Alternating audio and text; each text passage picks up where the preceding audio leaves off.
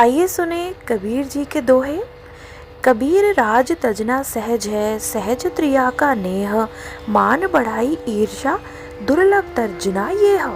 कबीर जी इस दोहे में हमें यह कहना चाहते हैं कि आध्यात्मिक ज्ञान की कमी की वजह से इंसान बहुत सारी चीज़ों को नहीं छोड़ सकता, कुछ चीज़ों को छोड़ देता है। जैसे कि उन्होंने कहा कि भाई मान बढ़ाई ईर्षा जो है और बड़ी बड़ी चीज़ों का जब अहंकार व्यक्ति को आ जाता है ना, वह चीज़ों को छोड़ना बहुत ही दुर्लभ हो जाता है, बहुत ही मुश्किल हो जाता है। जबकि राज तजना यानी कि किसी व्यक्ति के पास राज होना, वह उसे आसानी से छोड़ देगा, स्त्री हो उसको आसानी से छोड़ देगा। परंतु मान बढ़ाई घमंड अपना है, जो अभिमान है, उसको छोड़ना उसके लिए सबसे मुश्किल चीज़ है और यही दुर्लभ है।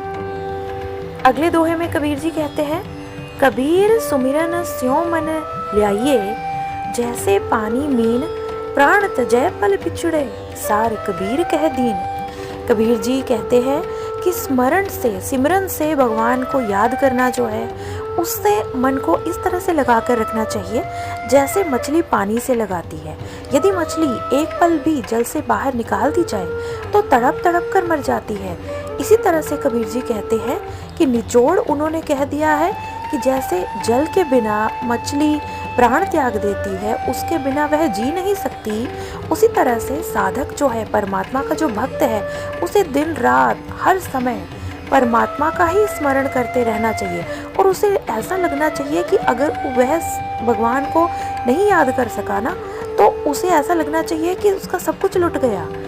इसी तरह से उसे अपने मन को परमात्मा में लीन रखना चाहिए। आगे कबीर जी कहते हैं, राम नाम कड़वा लागे, मीठा लागे दाम, दुविधा में दोनों गए, माया मिली ना राम।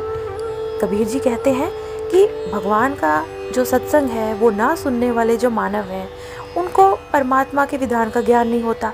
इसी कारण उन्हें परमात्मा के विषय में चर्चा भी अच्छी नहीं लगती, यानी कि राम नाम उनको कड़वा लगता है। जबकि मीठा लाखों दाम यानी कि धन जोड़ना उनको ज़्यादा अच्छा लगता है, जिस वजह से उन्हें दोनों से हाथ धोने पड़ते हैं।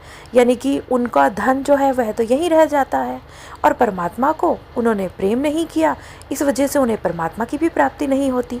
तो ना तो उन्हें माया मिलती है और ना ही उन्हें राम मिलते हैं। अर्थात कबीर जी यह कहना चाहते हैं कि परमात्मा में मन लगाना